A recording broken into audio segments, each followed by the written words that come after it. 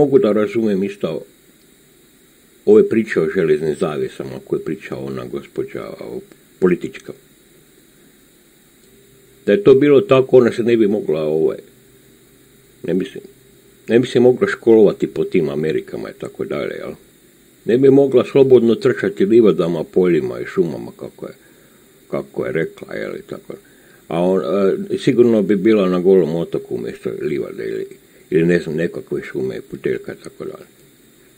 Ja stvarno ne znam što nekim ljudima dolazi u životu da pričaju takve gluposti, da se miješaju sve one stvari u kojima nemaju pojma.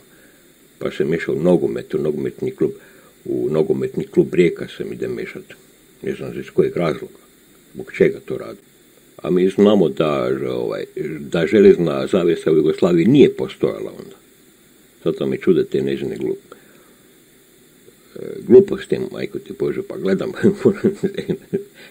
moram se smijati kad gleda kako priča, ona je sama uvjerena u to da zna o čemu priča, razumiješ, majko ti Bože.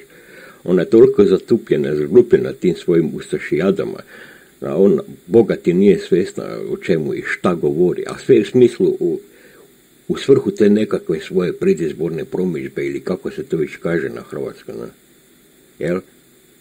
Ona se potpuno izgubila u tom svom nekom svijetu, ludilu, tom nekakvom navijanju, po tim klubovima, po tim nekakvim podrumima, slačionicama i tako dalje.